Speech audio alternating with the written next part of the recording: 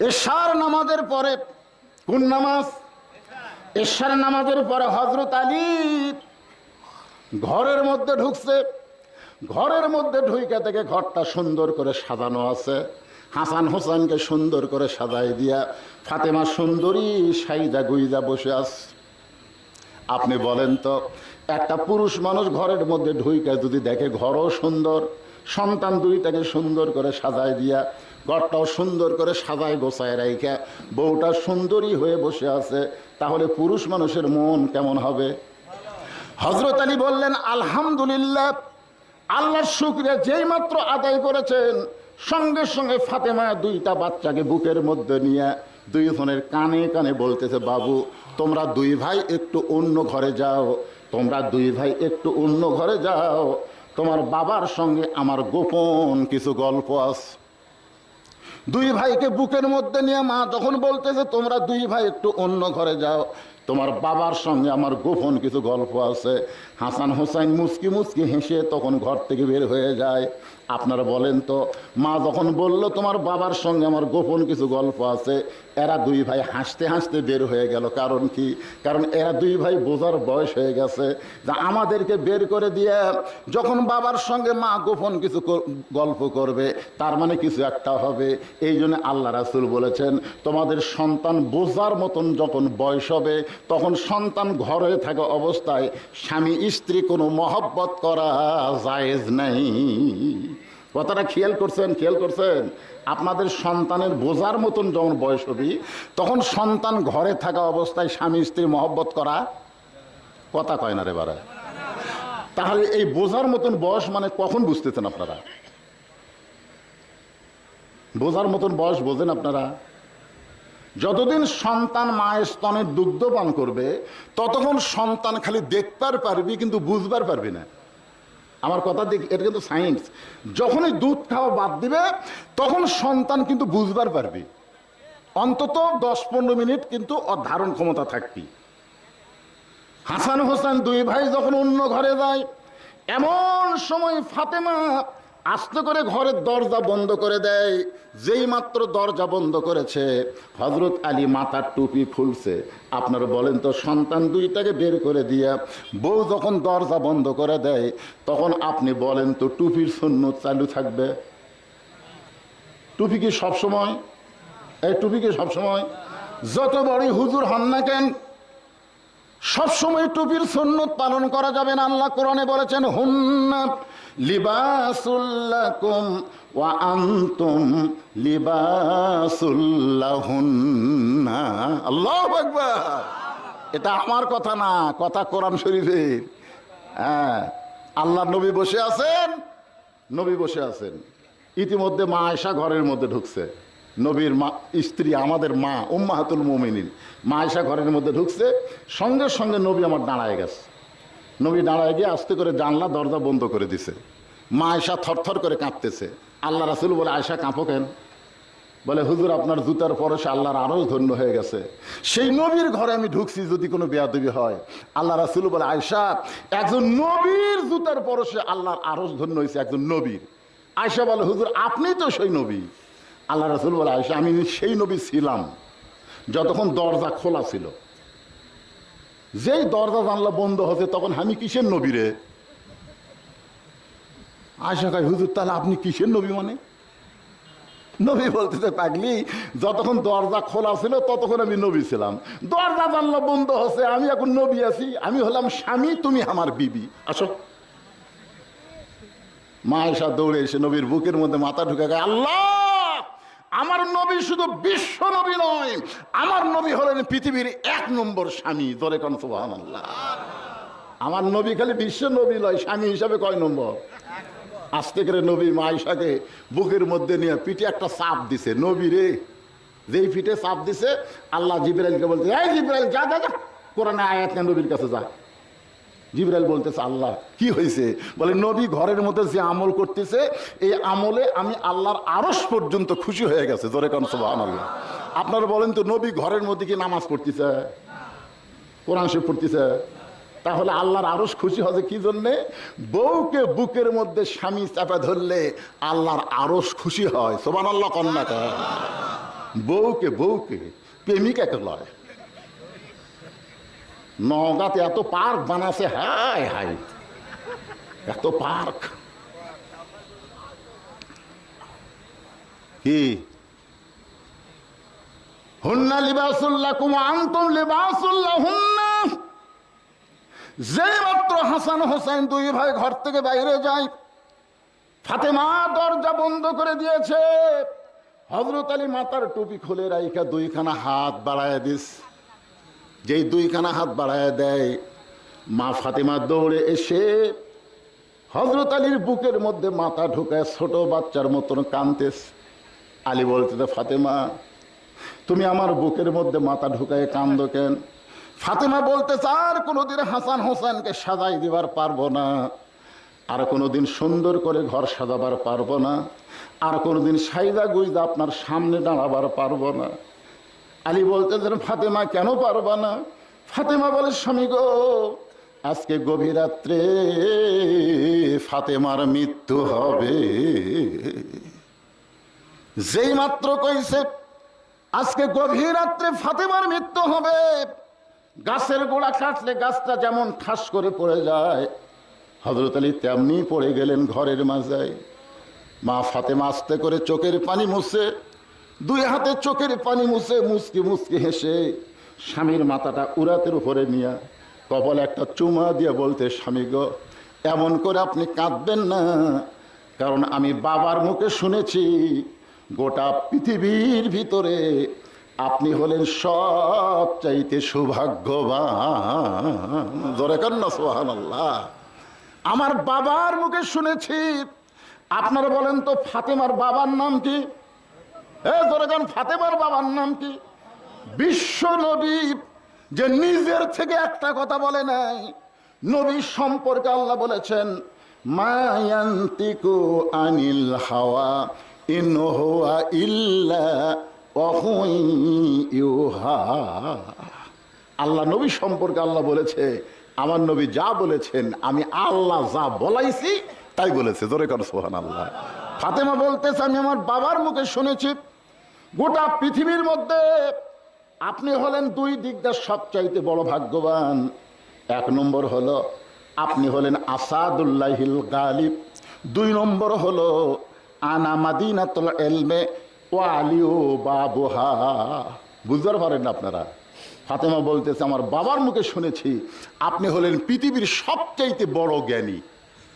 সুবহানাল্লাহ না কেন? আল্লাহ নবী যখন মদিনার প্রেসিডেন্ট ছিল, মদিনার প্রেসিডেন্ট নবী ছিল না? হিজরত করার পরে নবী যখন মদিনার প্রেসিডেন্ট ছিল, ওই সময় নবীর শিক্ষামন্ত্রীর নাম কি জানি না? ওই সময় নবীর শিক্ষামন্ত্রীর নাম হলো হযরত আলী। হ্যাঁ হ্যাঁ। আচ্ছা, আল্লাহ নবী যখন মদিনার প্রেসিডেন্ট ছিল, ওই সময় সবচাইতে বড় বীরের নাম কি? বীর বীর রে বীর বীর আবু বকর সিদ্দিক। হায় হায় রে, এরা কিছুই জানে না। আসাদুল্লাহিল গালিব কার নাম? উমর হচ্ছে আইন মন্ত্রী, উমর হচ্ছে আইন মন্ত্রী, আবু বকর হচ্ছেন ধর্মমন্ত্রী, আর ওসমান গনি হচ্ছেন অর্থমন্ত্রী, আর হযরত আলী হলেন শিক্ষামন্ত্রী। আর সবচাইতে বড় বীর হচ্ছেন হযরত আলী, আসাদুল্লাহিল গালিব। জোরে কর সুবহানাল্লাহ। হ্যাঁ। ফাতেমা বলতেছে, আমি আমার বাবার মুখে শুনেছি আপনি হলেন সবচাইতে বড় জ্ঞানী, সবচাইতে বড় বীর। তো বড় জ্ঞানী বড় বীর বইয়ের মরার খবর শুনে এভাবে পড়বি কেন? না না, এটা কি সাধারণ মানুষ? আপনি একটা বড় জ্ঞানী মানুষ, আপনি একটা বড় বীর মানুষ, তো বউ মরে যাবি আর এই কথা শীত ফেলা হয়ে পড়বি? তার মানে দেখেন, যাই রাত্রেবেলা মরবি, যাই গভীর রাত্রে মরবে, তাই স্বামী বুঝ দিচ্ছে, এলে বউ পাবেন। আমাদের ভাগ্যে এলে বউ আছে। মায়ের পর্দার অন্তরে একটু মনোযোগ দিয়ে শোনেন। ফাতেমার চোখের পানি মুছে মুচকি মুচকি হেসে স্বামীর কপালে চুমো দিয়ে বলতেছেন, আপনি বড় বীর বড় জ্ঞানী হয়ে বইয়ের মৃত্যুর খবর শুনে এমন ভাবে পড়ে গেলেন, আপনি কি জানেন না এই দুনিয়া থাকার জায়গা না, এখানে আসলে যাইতে হবে। সবাই আমার সঙ্গে বলেন, এখানে আসলে। যারা বলতেছেন না তারা থাকবেন। 6 তলা 7 তলা বানানো অসুবিধা কি? এমন ভাবে বানাবেন আজরাইল যেন খুঁজে না পায়। এই জন্য এই বাক্যটা জাআত সাকারাতুল মাউত হক, মৃত্যু হিন্দুরাও বিশ্বাস করে, কাফেররাও বিশ্বাস করে, যারা আল্লাহ বিশ্বাস করে না তারাও মৃত্যু বিশ্বাস করে। জোরে কোন কথা ঠিক কিনা? এই জন্য এই সত্য কথাটা বলবেন ভাইজান। একসাথে 2 হুজুর আবার কে উঠলো রে? না ওটা বসা কি ভালো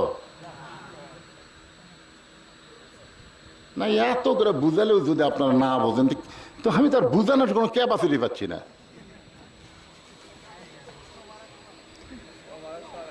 আরে তবারক তবারক লাগবে।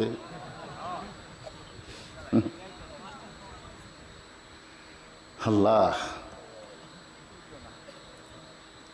তবারকই আপনাদের কাছে দামি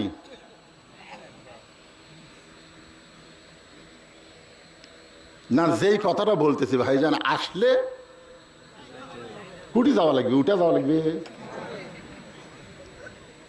তাই বুঝতেছেন?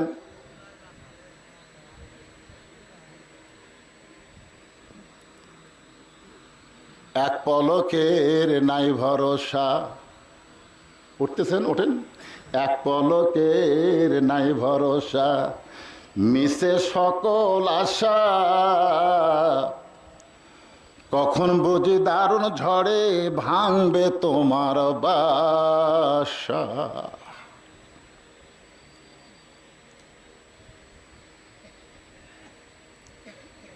একটু মনোযোগ দিয়ে শুনবেন। ফাতেমা বলে, স্বামী গো,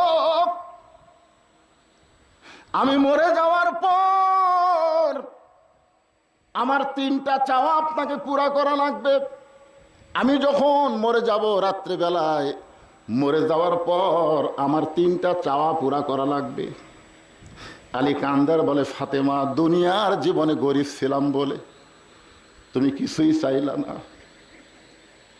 দুনিয়ার জীবনে গরিব ছিলাম বলে তুমি কিছুই চাইলা না। আমি মরে যাওয়ার পরে তুমি কি চাইবা ফাতেমা? আপনারা বলেন তো। হযরত আলী মানুষ হিসাবে ধনী ছিল না গরিব ছিল? কত গরিব!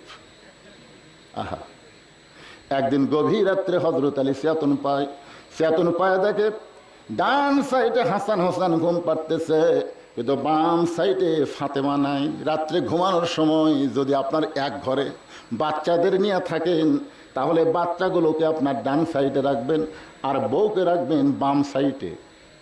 এটা হলো সুন্নতে রাসূল। সুবহানাল্লাহ কোন। কারণ বাম্পা জোরের বাঁকা হাড় দিয়া আল্লাহ মা হাওয়াকে সৃষ্টি করছেন। এই জন্য পুরুষের বাম পাশে মেয়েকে থাকতে হবে, বউকে থাকতে হবে।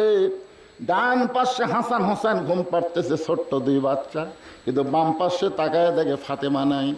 আলী চমকে গেল, এত গভীর রাত্রে ফাতেমা তাহলে গেল কোন জায়গায়? যত বড়ই হুজুর হোক না কেন, গভীর রাত্রে বউ যদি কাছে না থাকে, আপনি কোন সন্দেহ আছে না নাই? হুজুরের সন্দেহ আরো, খালি হুজুরের সন্দেহ না, হুজুরের বইয়েরও সন্দেহ বেশি। হযরত আলী দরজায় এসে তাকায় দেখে ফাতেমা কালো চাদর মাথায় দিয়া গভীর রাত্রে খুব জোরে জোরে হাঁটতেছে। আলীর সন্দেহ হয়ে গেল, এত রাত্রে ফাতেমা তাহলে কোথায় যায়? নিরাপদ দূরত্ব বজায় রেখে পিছনে পিছনে হাঁটতেছে। আল্লাহর নবী যেই ঘরে ঘুমাই, ওই ঘরের জানলার পাশে ফাতেমা দাঁড়ায় বলতেছে, বাবা, আজকে যদি আমার মা খাদিজা দুনিয়াতে থাকতো, আমি আপনার কাছে আসতাম না। কারণ মেয়েরা বাবার কাছে সহজে আসে না, যখন মা না থাকে তখন বাধ্য হয়ে বাবার কাছে আসে। জোরে কোন ঠিক কি না? এই কথা শোনার সঙ্গে সঙ্গে নবী দরজা খুলে দেয়। ফাতেমা যেই মাত্র ঘরের মধ্যে ঢুকছে, হযরত আলী জানলার পাশে এসে কান লাগায়, দেখি বাপ মেয়ের মধ্যে কি গল্প হয়। ফাতেমা ঘরের মধ্যে ঢুকেই বলতেছে, বাবা আপনি মেহেরবানি করে একটু বাতি জ্বলান, একটু বাতি জ্বলান। আল্লাহ রাসূল বলে, ফাতেমা কি বলবি বল, বাতি জ্বলান লাগবে না। ফাতেমা বলতেছে, বাবা বহুদিন বলেছি কিন্তু কাম হয় না, আজকে বাতি না জ্বলাইলে আমি বলবো না, আজকে শুধু আপনাকে একটু এক নজর দেখাবার চাই। নবী যেই মাত্র বাতি জ্বলাইছে, সঙ্গে সঙ্গে ফাতেমা দুইটা হাত নবীর দিকে বাড়ায় দেয়। নবী বাতির আলোতে তাকায়, দেখে হাতের মধ্যে শুধু গোস্ত আছে, কিন্তু তালু চামড়া নাই। দুইটা হাত গোস্তের টুকরার মতন দেখে নবী, শুধু নবী না, নবী একজন বাবা, একজন বাবা হয় কেমনে সহ্য করে, ঘরের কোনায় গিয়া বলে, মাবুদ দুনিয়ার কত ধনী ধনী যুবক আমার ফাতেমারে বিয়ে করতে চাইছিল, কিন্তু তুমি আল্লাহ গরিব আলীর সঙ্গে ঘটকালি করলা। এখন আমার মেয়ের হাতের অবস্থা দিকে আমি তার সহ্য করতে পারি না। সঙ্গে সঙ্গে মাথায় ঘোমটা দিয়ে ফাতেমা ঘর থেকে বাইরে যায়। রাসূল বলে, ফাতেমা রে, আমি তো তোর বিরুদ্ধে কিছুই বলিনি মা, তুই কেন ঘর থেকে বাইরে যাস?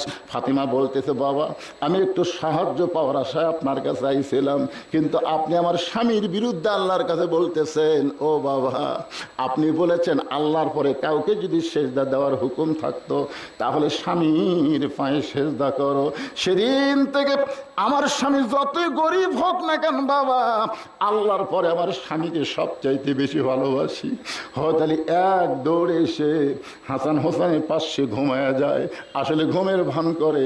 এমন সময় ফাতেমা এসে যখন স্বামীর পাশে ঘুমায়, আলী জানি না ফাতেমার দুইটা হাত গোস্তের মতন হয়ে গেছে।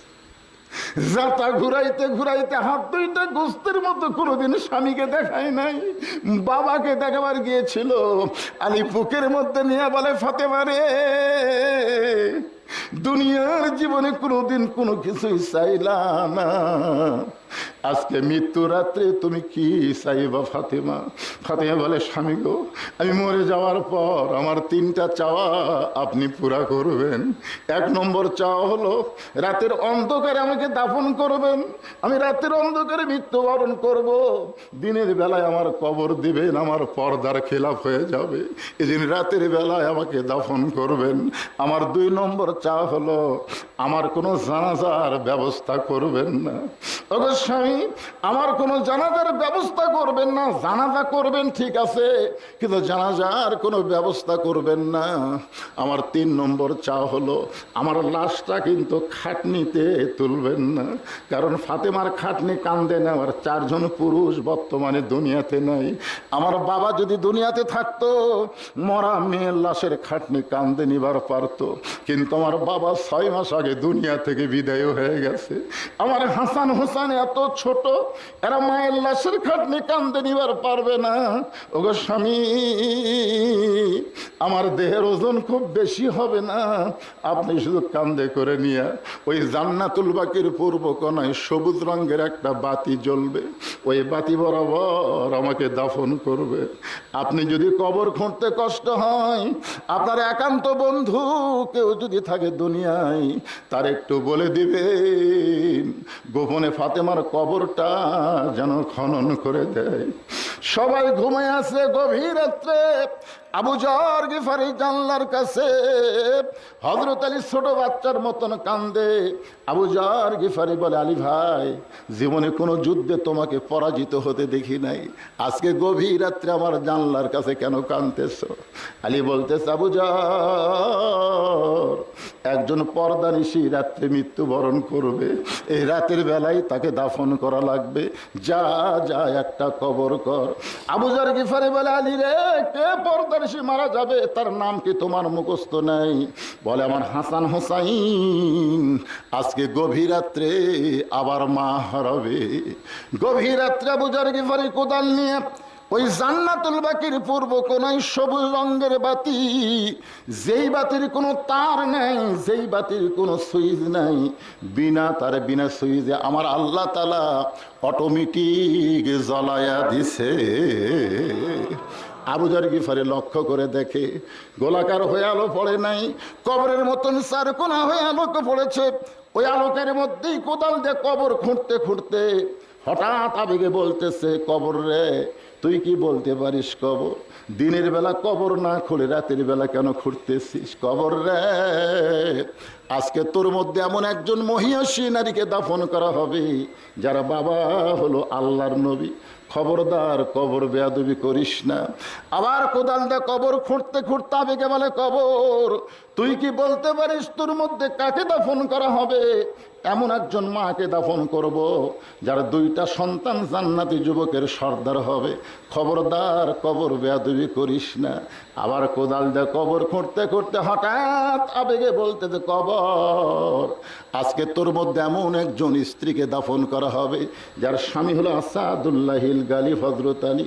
খবরদার কবর বেয়াদবি করিস না। এই কথা বলে আবার যখন কোদাল মারতেছে, হঠাৎ কবর থেকে আওয়াজ আসতেছে, আবু জর। এই কথা কিন্তু ফাতেমাকে লক্ষ্য করে বলতেছে না, কবরের আওয়াজ আছে আমাদের সবার জন্য। আবু জর, কাকে কবরের মধ্যে রাখতেছ? তার বাপকে, মাকে, স্বামীকে এইটা পরিচয় না দিয়ে বরং দুনিয়াবাসীকে বলে দাও, আমল যদি ভালো হয় কবর তার জন্য জান্নাতের বাগান হবে, আর আমল যদি খারাপ হয় তার জন্য কবর জাহান্নামের গর্ত হয়ে যাবে। আমরা যারা এখানে বসে আছি ভাইজান, আমাদের সবাইকেই কবরে যাইতে হবে। আবু যর গিফারি আর কোদাল মারতে পারলো না, হাত থরথর করে কাঁপতেছে, কোদাল ফাইলা দিয়ে কবর ছেড়ে চলে গেছে। যত মানুষ আমরা এখানে বসে আছি আমাদের সবাইকে লক্ষ্য করে বলা হচ্ছে, কিন্তু যেদিন ডাক পড়িবে কবর মাঝে যাইতে, জোগাড় কিছু করছো বন্ধু তার মাঝে বিছাইতে। সবাই বলেন, এই গানটা গাইলে কি গুনাহ হবে? কিন্তু যেদিন, বলেন, কিন্তু যেদিন ডাক পড়িবে কবর মাঝে যাইতে, জোগাড় কিছু করছো বন্ধু তার মাঝে বিছাইতে। ডানে কবর বামে কবর, বলেন, ডানে কবর বামে কবর, নিচে কবর আছে যে, উপর দিকে ছায়া দেখো বাঁশের ছাউনি দিছে কে। যতই বাড়ি করেন গাড়ি করেন সব কিছু রাইতে কবরে যাইতে হবে। ওয়াজ করবো সূরা আসরের 4টা বিষয়, আপনারা বসে থাকবেন, আমার ওয়াজ করতে কোনো সমস্যা নাই। কিন্তু কবরের কথা আসার সঙ্গে সঙ্গে কবরের কথা মনে করে এই নবীর এতিম মাদ্রাসাকে লক্ষ্য করে আমি 10 জন আল্লাহর বান্দাকে চাই যারা 10টা করে 1000 টাকা দিয়া আশারে মুবাশশিরা 10 জন সাহাবীর সঙ্গে সঙ্গে জান্নাতে যাওয়ার আশায়। এমন কোন আল্লাহর বান্দা আছে আবু বকর রাদিয়াল্লাহর সঙ্গে জান্নাতে যাওয়ার জন্যে এই নবীর এতিম মাদ্রাসায় 10টা 1000 টাকা দান করবেন? এমন কোন আল্লাহর বান্দা আছে ভাইজান? একজনও নড়াচড়া করবেন না। আপনার দেখবেন মাদ্রাসার উন্নয়ন কল্পে মাহফিল, আপনি ওঠার কারণে কোনো লোক যদি উঠে যায় তাহলে সমস্ত লোক ওঠার পাপ আল্লাহ আপনার কান্দর দিবে। এই জন্য না ওঠার নিয়ত করে 10 জন ব্যক্তিকে আমরা দেখতে চাই। আশারে মুবাশশিরা 10 জন আল্লাহর বান্দা সর্বপ্রথম আবু বকর রাদিয়াল্লাহর সঙ্গে জান্নাতে যাওয়ার আশায় 10টা 1000 টাকাই নবীর মাদ্রাসায় দান করবেন। এমন কোন আল্লাহর বান্দাকে আছে? আমি দোয়া করে দিব হত আবু বকর রাদিয়াল্লাহর সঙ্গে আল্লাহ যেন তারে জান্নাত দেয়। 10টা 1000 টাকা নগদ কিংবা বাকি এই মাদ্রাসায় দান করবেন। আসেন, আল্লাহর কোন বান্দা পারেন 10টা 1000 টাকা দান করবেন ভাইজান? একজন উঠবেন না, আপনারা সবাই দান করবেন। 10 না পারেন 500 টাকা তো পারবেন। এই নবীর মাদ্রাসায় কয়টা ছাত্র আছে এখন? 35 জন আবাসিক ছাত্র। এই মুহূর্তে আমার সামনে যারা বসে আছেন, জিনাদেরকে আল্লাহ দয়া করে, রহম করে, মেহেরবানি করে আজকের এই জান্নাতের বাগানে কবুল করেছেন। আমরা ইচ্ছা করে এখানে আসতে পারি নাই, আল্লাহ আমাদেরকে চাইছে বলে আমরা এখানে উপস্থিত হতে পেরেছি। এই জন্য যখনই বললাম কবুল করেছেন তখন খুশি হয়ে বলা লাগতো আলহামদুলিল্লাহ। কারণ এইটা এমন একটা মাহফিল, যেই মাহফিলের শুরু থেকে শেষ পর্যন্ত অসংখ্য রহমতের ফেরেশতা আল্লাহ নাজিল করে, এবং যতক্ষণ কোরআন হাদিসের আলোচনা চলবে ততক্ষণ পর্যন্ত এই মাহফিলটার নাম হবে রিয়াজুল জান্নাহ, বেহেশতের টুকরা। আর বেহেশতের টুকরার ভিতরে একমাত্র তারাই আসতে পারে, বসতে পারে যাদেরকে আল্লাহ তাআলা কেবলমাত্র পছন্দ করে। এটা আমার কথা না, অনেকে ঠিক বললেন না, এটা বক্তার কথা না, কথা হলো আল্লাহর কথা। কার? আল্লাহ বলেছেন মা আসাবাকা মিন হাসানাতিন ফামিন আল্লাহ। এর বাংলা অর্থ হলো বান্দা বান্দি যখন কোনো ভালো কাজ করে, জোরে কোন কি কাজ? এ কাজ বান্দা বান্দি করে না, বরং আল্লাহ করায়। এখন আপনারা বলেন তো, কোরআনের মাহফিলে বসা ভালো কাজ না খারাপ কাজ? তাহলে এই ভালো কাজ কি আপনারা করলেন না আল্লাহ করালো? তাহলে এই মুহূর্তে আমরা বিশ্বাস করতে পারি, আমরা যত বড়ই পাপী হই না কেন, আল্লাহ আমাদের উপরে খুশি আছেন। আল্লাহ যদি খুশি না থাকতো, তাহলে রিয়াজুল জান্নার মধ্যে আল্লাহ আমাদের কবুল করতেন না। আমার সামনে যারা বসে আছেন, আমি আমার অন্তরের অন্তঃস্থল থেকে আপনাদের সবাইকে শুভেচ্ছা জ্ঞাপন করছি। সম্মানিত মা বোনেরা, পর্দার অন্তরালে বসে বসে যারা আলোচনা শুনতেছেন, আমি তাদেরকেও শ্রদ্ধা জ্ঞাপন করে এই মুহূর্তে জানতে চাচ্ছি আপনারা সকলে কেমন আছেন? আলহামদুলিল্লাহ রব্বিল আলামিন। যে আল্লাহ শারীরিক সুস্থতা, মানসিক প্রশান্তি দান করে আজকের এই জান্নাতের বাগানে কবুল করলেন, আমরা সে আল্লাহর উপরে কম খুশি না বেশি? তাহলে জবান খুলে সমস্বরে সকলে বলবো রব্বানা লাকাল হামদ হামদান কাসীরান তাইয়িবান মুবারাকান ফীহি। আমরা এমন একজন আল্লাহর প্রশংসা করলাম, যার প্রশংসা না করলে তার কোনো ক্ষতি নাই। ক্ষতি আছে? আমরা যদি কোনো বক্তার প্রশংসা করি, আমাদের কোনো লাভ নাই, লাভ হবে বক্তার, কারণ দাওয়াত বেড়ে যাবে। আমরা যদি কোনো নেতার প্রশংসা করি, আমাদের কোনো লাভ নাই, লাভ হবে নেতার, কারণ ইলেকশনে ভোট বেশি পাবে। আমরা যদি কোনো ডাক্তারের প্রশংসা করি, আমাদের কোনোই লাভ হবে না, লাভ হবে ডাক্তারের, রুগী বেশি বেড়ে যাবে। কিন্তু কেবলমাত্র আল্লাহর প্রশংসা করলে আল্লাহর কোনোই লাভ নাই, বরং যারা আমরা প্রশংসা করলাম, আমরা এত লাভবান হলাম, আসমান এবং জমিনের ফাঁকা জায়গাটা আল্লাহ নেকি দিয়ে পরিপূর্ণ করে দিল। এই যে যারা সুবহানাল্লাহ বললেন, যারা বললেন না তারা তো বললেনই না, কিন্তু যারা বললেন তারা এতই লাভবান হলেন। আপনারা বসে আছেন দীঘা বক্তারপুর মাহফিলে, আর আপনাদের জন্য আল্লাহ একটা গাছ লাগাই দিল জান্নাতের বাগানে। বসে আছেন কোথায় আর গাছ লাগলো কোথায়? আপনারা বলেন তো, যে দুনিয়া থেকে কারো জন্য আল্লাহ যদি জান্নাতে গাছ লাগায়, সেই ব্যক্তি কি জাহান্নামী না জান্নাতি? একটা হিসাব নাই, সবকিছুর একটা হিসাব আছে, তো আছে না নাই?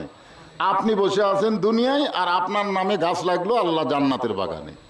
এখানে হিসাব করে বোঝা যাচ্ছে আমরা তো এমনি জান্নাতি। জোরে কোন সুবহানাল্লাহ।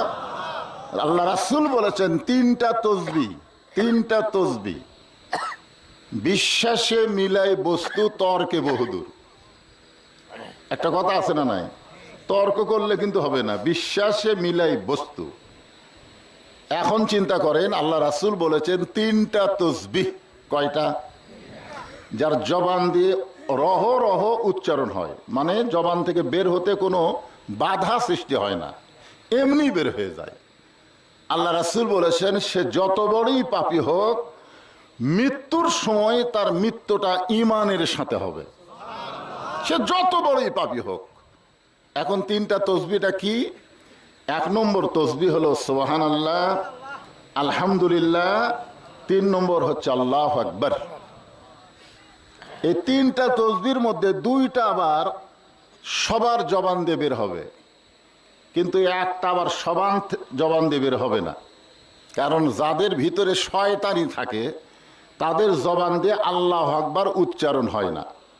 কারণ শয়তানকে তাড়ানোর সবচাইতে বড় অস্ত্রের নাম কি? কথা কয় না। আল্লাহু আকবার কি সবাই কয়? বাংলাদেশের বহু দল আছে দেখবেন, সব দলে কিন্তু আল্লাহু আকবার নাই।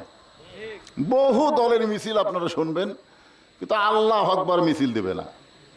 যেই দলে আল্লাহু আকবার থাকে না, বুঝবেন সেই দলের মধ্যেই শয়তান থাকে। জোরে কোন কি থাকে? আর যেই দলে দেখবেন আল্লাহু আকবার আছে, মানে শুরুতে আল্লাহু আকবার শুরু করলো, বুঝবেন এই দলের মধ্যে শয়তান নাই। জোরে কি নাই? শয়তান নাই। তো এখন এই তিনটা তসবির মধ্যে কোন তসবিহ আপনাদের জবান দেয়া প্রকাশ হওয়ার চায় না, সেটা আপনারাই চিন্তা করেন। আল্লাহ আকবার বের হওয়ার চায় না, দেখি বের হয় কি হয় না, দেখা যাক। আমি যেই বলবো নারায়ে তাকবীর, আপনারা কি করবেন এখন চিন্তা করেন। নারায়ে তাকবীর, বের বলা হয় না। শয়তান তাড়ানোর একটাই মাত্র তাকবীর।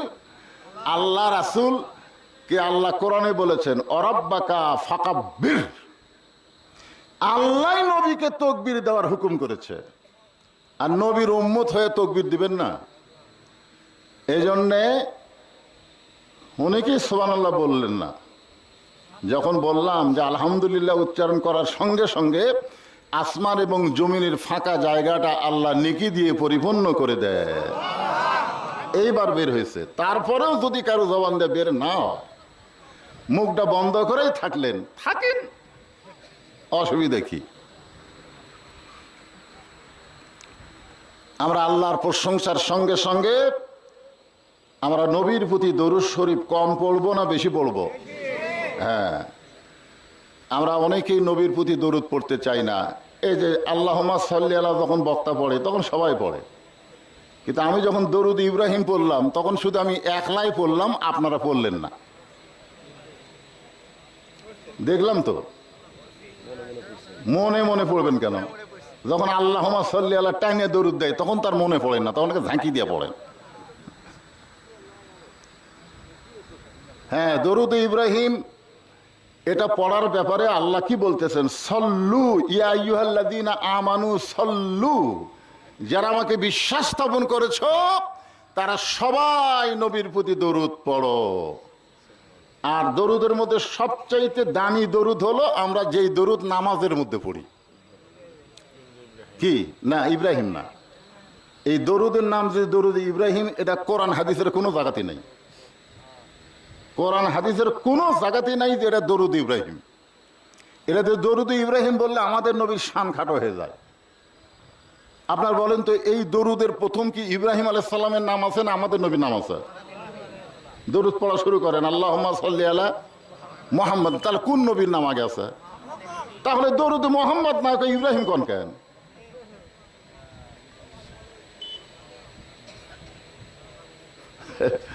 আসলে আমাদের নবীর শান এবং মর্যাদা আমাদেরকে জানা লাগবে। তো আমরা এই নবীর উম্মত হয়ে যদি এই নবীর সম্মান দিবার না পারি।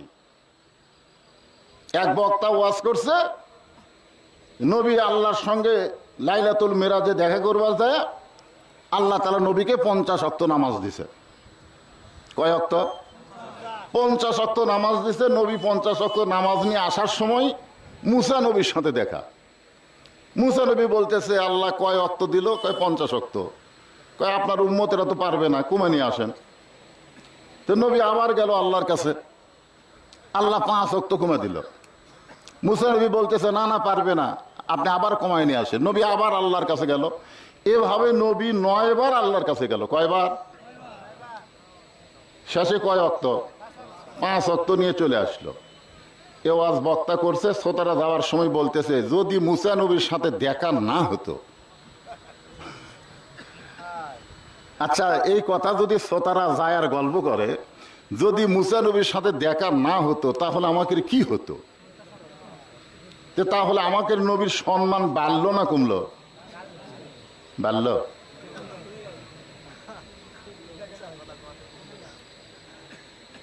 খালি ওয়াজ করলে তো হবে না। আমাদের নবীর সম্পর্কে আল্লাহ কোরআনে কি বলেছেন? এই কোরআনটা পড়েন, ওয়ারাফা'না লাকা যিকরাক, আমি আল্লাহর পরে আপনার উপরে আর কেউ নাই। জোরে গান সুবহানাল্লাহ। আল্লাহর পরে আমাদের নবীর উপরে আর কেউ নাই। আর নবী নিজেই বলেছেন ইন্নী বুইসতু মুআল্লিমান, নিশ্চয় আমি শিক্ষক হিসাবে প্রেরিত হয়েছি। লিতাম্মিমা মাকারিমাল আখলাক, খুব খেয়াল করবেন, আমাদের নবীকে কেউ শিক্ষা দেয়নি, নবী নিজেই শিক্ষক। সুবহানাল্লাহ কোন না কেন? লাইলাতুল মিরাজে বাইতুল মুকাদ্দাসে ইমামতি কে করছে? মুসা নবী করছে না আমাকে নবী করছে? হ্যাঁ, তো নামাজ নবী কখন পাচ্ছে? ইমামতি করার আগে না পরে? আগে পাচ্ছে। লাইলাতুল মেরাজে নবী যখন যাচ্ছেন, যাওয়ার সময় বাইতুল মুকাদ্দাসে আমাদের নবী নামাজ পড়েনি? ইমামুল আম্বিয়া ইমামুল মুরসালিন ডিগ্রি নবী কখন পাচ্ছেন? মেরাজ আগে পাইনি? আগে বাইতুল মুকাদ্দাসের নামাজ পড়ানোর পরে তারপরে 7 আসমান পাড়ি দিয়ে আল্লাহর আরশে গেছে, তারপরে তো আল্লাহ নবীকে নামাজ দিছে। ধরে কোন কথা ঠিক কিনা? তাহলে মুসা নবী তখন ইমাম হছিল না মুসল্লি হছিল? তাহলে মুসল্লি হয়ে কেমনে জানলো 50 ওয়াক্ত পারবি না? এলা গাঁজা ঘুরি ওয়াজ।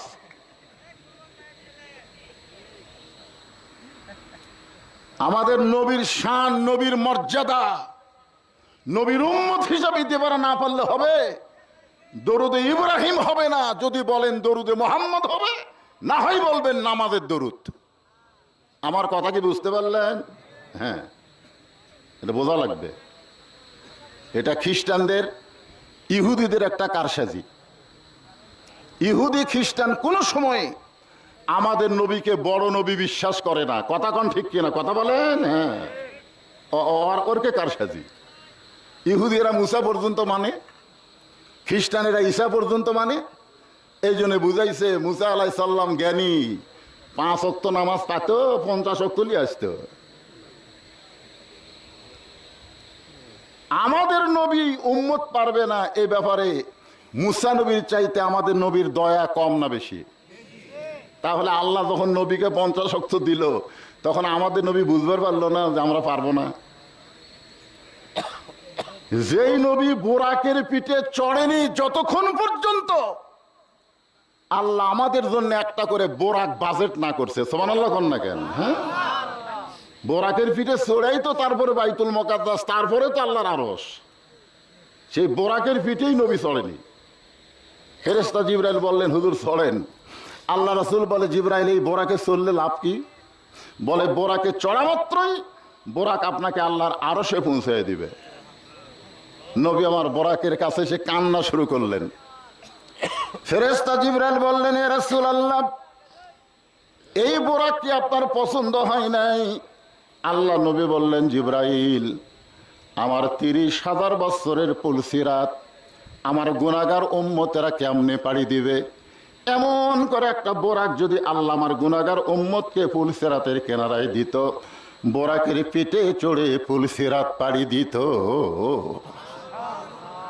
মেরাজত গেছে কেবল বোরাকের কাছে। ফেরেশতা জিবরাইল বলে ইয়া রাসূলুল্লাহ, কোন নবীর জন্য আল্লাহ যেই বোরাক তৈরি করে নাই, আর সেই বোরাক আপনি উম্মতের জন্য চাবেন, আমার মনে হয় এই চাওয়া বেশি হয়ে গেল। এই চাওয়া কি হলো? জিবরাইল মনে করছে যে বেশি হয়ে গেল। তখন নবী সঙ্গে সঙ্গে বোরাকের কাছ থেকে সরে গিয়ে বললেন জিবরাইল, তোমার আল্লাহকে বলো ঠেকা আমার না, ঠেকা হলো তোমার আল্লাহর। সুবহানাল্লাহ কোন না কেন? তোমার আল্লাহকে বলো। নবী উম্মতের ব্যাপারে এমন সিরিয়াস, সরাসরি আল্লাহ বলতেছে না, জিবরাইলকে বলতেছে তোমার আল্লাহ বলো। তোমার আল্লাহ, আল্লাহ কি নবীর আল্লাহ না? কিন্তু রাগ করছে, যে রাগ করে বলতেছে তোমার আল্লাহকে বলো ঠেকা আমার না, ঠেকা হলো তোমার আল্লাহর।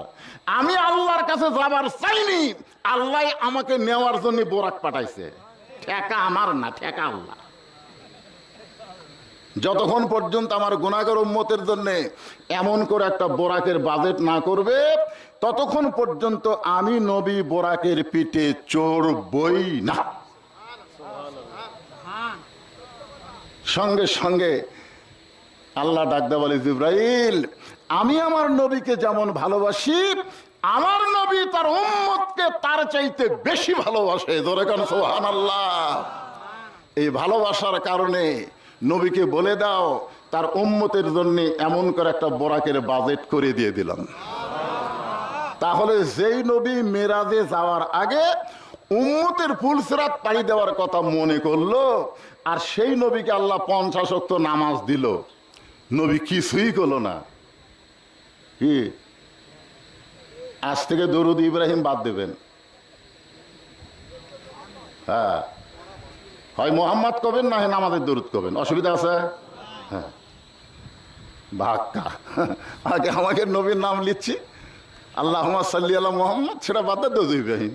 এ কে শিখাছে আপনার? করো কোন আলেম যদি থাকে, কোন হাদিসে কোনো কিতাব ব্যাপারে করুক, দরুদ ইব্রাহিম কোনো জায়গায় লেখা আছে, আজ থেকে আমার ওয়াজ বাদ, আজ থেকে ওয়াজ বাদ। নবীর শান দেখবেন, ওয়ারাফা'না লাকা যিকরাক, আয়াতের তাফসীর পড়বেন। আল্লাহ নিজেই বলেছেন, আমার পরে, আমার নবীর উপরে দুনিয়া তার কেউ নাই, কেউ নাই। আমরা সেই নবীর প্রতি দরুদ শরীফ পড়ছি। পড়ার সময় মুখ বন্ধ রাখবেন না ভাই। একটা হাদিসে কুদুসি আছে, এই হাদিসটা পড়ার পরে আমি আশ্চর্য হয়ে যাই। ইন্নী লাকীতু জিবরিল ফাবাশশারানী ফাকালা কানা আল্লাহু তাআলা মান সাল্লা আলাইহি সাল্লাইতু ওয়া মান সাল্লামা আলাইহি সাল্লামতু ফাসাজাদতু লিল্লাহি শুকরান, রাওয়াহুল বাইহাকি, হাদিসে কুদুসি। জোরে কান সুবহানাল্লাহ। আচ্ছা, হাদিসে কুদুসি বোঝেন আপনারা? এই বক্তার মুখের দিকে তাকে দেখবেন, এই মাথা হেলে আছেন কি জন্যে? বেশিক্ষণ ওয়াজ করবো না, অসুস্থ মানুষ, একটু কালো মানুষ, অসুবিধা কি? তাকা থাকেন, চেহারার মধ্যে, তাকানার মধ্যে তাওয়াজ্জু থাকে, কথাটা বুঝতে সুবিধা হয়। ভাইজান, সগীরা গুনাহ আল্লাহ মাফ করে। বক্তা পাপী হোক, বক্তা যদিও পাপী হয়, আপনি যদি নায়েবে রাসূল মনে করে বিশ্বাস করে তাকায় থাকেন, সওয়াব আছে না নাই? জোরে কান আছে না নাই? হ্যাঁ, এই জন্য নিচের দিকে তাকায় থাকলে একটু কথা বলতে সমস্যা। তো যাই হোক, যেটা বলতেছি একটু খেয়াল করেন। এটা হাদিসে কুদসি বোঝেন আপনারা? আজকে শুনে নেন। হাদিস চার প্রকার। জোরে কান কয় প্রকার? চার প্রকার। একটা হলো হাদিসে কওলি, একটা হাদিসে ফেলি, একটা হলো হাদিসে তাকরিরি, আর একটা হলো হাদিসে কুদসি। হাদিসে কওলি মানে সরাসরি নবী যে কথা বলেছেন, এটা হলো হাদিসে কওলি। হাদিসে ফেলি, নবী করেছেন, আমল করেছেন, এটা হলো হাদিসে ফেলি। হাদিসে তাকরিরি হলো সাহাবীরা আমল করেছেন, নবী সমর্থন করেছেন, এটা হলো হাদিসে তাকরিরি। আমার কথা কি বুঝলেন? আর হাদিসে কুদসি হলো সরাসরি আল্লাহ বলেছেন, কিন্তু নবীর জবান দিয়ে প্রকাশ পেয়েছে। বলেন সুবহানাল্লাহ। এটা হলো হাদিসে কুদসি। তা আমি একটা হাদিসে কুদসি আপনাদেরকে শোনাচ্ছি। হাসরের ময়দানে নেকি আর পাপ ওজন করার পরে নেকির চাইতে পাপ বেশি হওয়ার কারণে নবীর একজন উম্মতকে আল্লাহ তাআলা জাহান্নামের ফতোয়া দিবেন। কিসের ফতোয়া? জাহান্নামের ফতোয়া। ফতোয়া তো দিবেনই, কারণ নেকির চাইতে পাপ যে বেশি হচ্ছেন, কি করবে? জাহান্নামের ফেরেশতারা ধাক্কায় ধাক্কায় যখন জাহান্নামের দিকে নিয়ে যাবেন, এমন সময় আল্লাহর নবী মানে আমাদের নবী ওই গুনাহগার উম্মতের সামনে দুইখানা হাত বাড়িয়ে দাঁড়িয়ে যাবে। এখন আপনারা বলেন, আল্লাহর নবী যদি দুই হাত বাড়িয়ে দাঁড়িয়ে যায়, জাহান্নামের ফেরেশতার ক্ষমতা আছে যে নবী সরে দিয়ে তার উম্মতকে জাহান্নামে নিয়ে যাবে? এই ক্ষমতা আছে? তো ফেরেশতারা থমকে যাবে। ফেরেশতারা বলবে, আপনি কে? আল্লাহ নেকি আর পাপ ওজন করার পরে নেকির চাইতে পাপ বেশি হওয়ার কারণে আল্লাহ জাহান্নামে রায় দিয়েছে। আপনি সামনে দাঁড়ায় কে? আল্লাহ নবী কিছুই বলবেন না। নবী যখন কিছুই বলবেন না, এমন সময় আল্লাহ বলবেন, জিবরাইল যাও যাও, নবীকে সালাম দাও। ফেরেশতা জিবরাইল এসে হাসরের ময়দানে আল্লাহ নবীকে সালাম দেবেন। আসসালামু আলাইকা ইয়া রাসূলুল্লাহ। নবী সালামের উত্তর দিবেন না। ফেরেশতা জিবরাইল আবার সালাম দিবেন, আসসালামু আলাইকা ইয়া রাসূলুল্লাহ। নবী সালামের উত্তর দিবেন না। ফেরেশতা জিবরাইল আবার যখন সালাম দিবার যাবেন, সঙ্গে সঙ্গে নবী রাগ করে বলবেন, এই জিবরাইল, খালি সালাম দাও, সালাম দাও, শুদ্ধ করে সালাম দাও। জিবরাইল থরথর করে কম্পন শুরু করবে, ইয়া রাসূলুল্লাহ, দুনিয়ার জীবনে আপনাকে 24,000 বার সালাম দিয়েছে। ধরে কোন কতবার? আপনি কোনোদিনও সালামের ভুল ধরলেন না। আজকে কি হলো হাসরের ময়দানে? আল্লাহ রাসূল বলে, জিবরাইল সালাম দেওয়া শেখা লাগবে। সালাম দেওয়া, এটা সালাম কি বাংলা না আরবি? এই জোরে কোন, আরবি না বাংলা? আরবিতে এক বচন, দ্বি বচন, বহু বচন আছে। আরবিতে এক বচন হচ্ছে কা, আসসালামু আলাইকা এক বচন, আসসালামু আলাইকুমা দুই বচন, আসসালামু আলাইকুম বহু বচন। তুমি যে বলতেছো আসসালামু আলাইকা, শুধু আমাকে সালাম দিচ্ছে, কিন্তু আমার গুনাহগার উম্মতকে যে জাহান্নামের ফেরেশতারা জাহান্নামত নিয়ে যাচ্ছে, এক বাদ দিচ্ছে কেন? ফেরেশতা জিবরাইল বলতেছে, আল্লাহ ইয়া রাসূলুল্লাহ, এক সালাম দিয়ে তো লাভ নেই, কারণ এর নেকির চাইতে পাপ বেশি হয়ে গেছে। এক আল্লাহ জাহান্নামের ফতোয়া দিছে, এক সালাম দিয়ে লাভ কি? আল্লাহ নবী রাগ করে বললেন, জিবরাইল নেকের পাপ ওজন করার সময় আল্লাহ আমাক বাদ দিয়ে ওজন করবার পারে, সালাম দেওয়ার সময় তুমি আমার গুনাহগার উম্মতকে বাদ দিয়া সালাম দিবার পারো, কিন্তু আমি নবী আমার গুনাহগার উম্মতকে বাদ দিবার পারি না। আমি নবী আমার গুনাহগার উম্মতকে বাদ দিবার পারি না, এই জন্য আমি সামনে দাঁড়াইছি। ফেরেশতা জিবরাইল বলে, ইয়া রাসূলুল্লাহ, তাহলে আপনি কি করবেন? আল্লাহ রাসূল বলে, আমি আল্লাহর আদালতে আপিল করলাম। সুবহানাল্লাহ, না কেন? আমার গুনাহগার উম্মতের ব্যাপারে আমি আল্লাহর আদালতে আপিল করলাম। আল্লাহ হাকিম হয়ে আমার গুনাহগার উম্মতকে আসামি বানায় বিচার করলো, আমি উকিল সেখানে থাকলাম না। এই বিচার আল্লাহ করতে পারে, কিন্তু আমি নবী এই বিচার মানি না। সুবহানাল্লাহ, কত বসা লাগতেছে। ফেরেশতা জিবরাইল চিন্তা করছে, আজ কি যে হবি। আল্লাহ বলে, জিবরাইল আমার বন্ধুকে বলো, তার উম্মতের ব্যাপারে আমি আপিলকে কবুল করলাম, গ্রহণ করে নিলাম। আল্লাহ নবী নিয়ে যাবেন মিজানের কাছে। নেকির পাপ ওজন করার পরে নেকির চাইতে পাপ বেশি, নেকির চাইতে পাপ বেশি হওয়ার কারণে আল্লাহ বলে, হাবিব দেখেন তো এখন কি করবেন? নেকির চাইতে পাপ যে বেশি হয়ে গেল, এখন আপনি কি করবেন? সঙ্গে সঙ্গে নবী জামার আস্তিরের মধ্যে হাত ঢুকাই দিবেন। খেয়াল করেন, জামার আস্তিরের মধ্যে হাত ঢুকাই দিয়া কি যেন বের করে নেকির পাল্লাই দিবেন, সঙ্গে সঙ্গে নেকির পাল্লার ওজন বেড়ে যাবে। আল্লাহ বললেন, হাবিব কি দিলেন? নবী বলে, আল্লাহ সমস্ত ইবাদতের নেকি ছিল আপনার কাছে, আপনি সেই নেকির ওজন করেছেন, কিন্তু আমার গুনাহগার উম্মত যে দরুদ শরীফ পড়েছে, ওই দরুদের নেকি ছিল মদিনায় আমার রওজায়, আমি সেই দরুদের নেকিগুলো নেকির পাল্লাই দিয়া দিলাম।